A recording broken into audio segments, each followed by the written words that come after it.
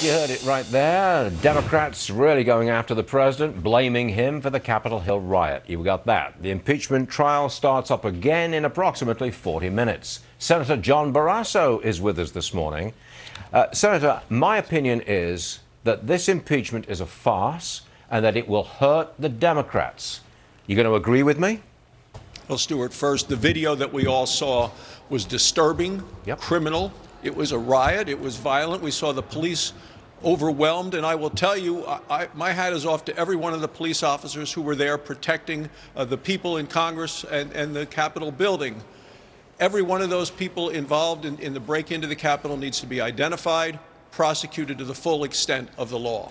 To your specific point about the Democrats in this impeachment, they're impeaching a former president of the United States, didn't even send the articles over until he had been out of office. And they're not focusing on the issues that I hear about at home in Wyoming, the issues that people are concerned about at home, which is getting back to work, getting kids back to school, and getting the virus behind us with the vaccines. And you saw it again yesterday when President Biden essentially surrendered to the teachers union about kids and is attacking American energy and the jobs that come with it. You're a doctor. We've just heard that the CDC is recommending double masks now. What do you make of that? Well, the CDC is saying let's do some things that we can protect ourselves with until everybody gets vaccinated. The CDC also said it's safe for kids to go back to school.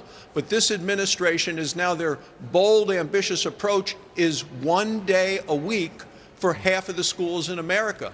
That is failing the American people. It's preventing moms and dads who are taking care of kids to get back to work. And I think that we ought to listen to the CDC, and the teachers ought to, in terms of getting kids back to school. I think the president should perhaps listen to we the people. At the moment, he's only listening to the teachers union. And I don't think that's going to change. I don't think he can. The far left would never let him. Well, the far left also isn't going to let him go back on the terrible mistake he's made to cancel the Keystone XL pipeline, what he has done with oil and gas leasings for American energy, and the close to 1 million jobs that are going to be lost as a result of his efforts of pandering to the far left in item after item.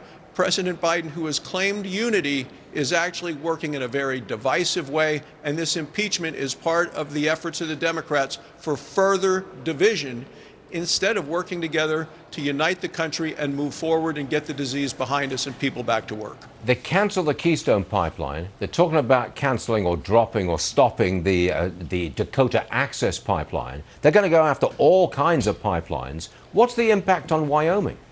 Well, the impact at home in Wyoming is dramatic with that and the canceling of the energy leases on public lands, which brings money in to help pay for schools and students and projects around this state. It brings money into the federal government as well. We're looking at over 30,000 jobs being lost in addition to the revenue that goes and helps our state.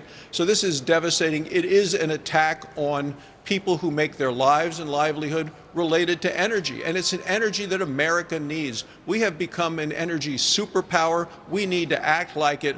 That's not what Joe Biden and the Democrats are doing. They're going to make us more dependent on foreign sources of energy and less able to produce the jobs and the American energy that powers our economy, powers our military, powers this great country. Thanks for being with us, Mr. Senator. I know you've got to leave us to go take part in the Senate trial, which begins in 48 minutes. So thanks for being here, sir. Appreciate it. Thank you, Stuart.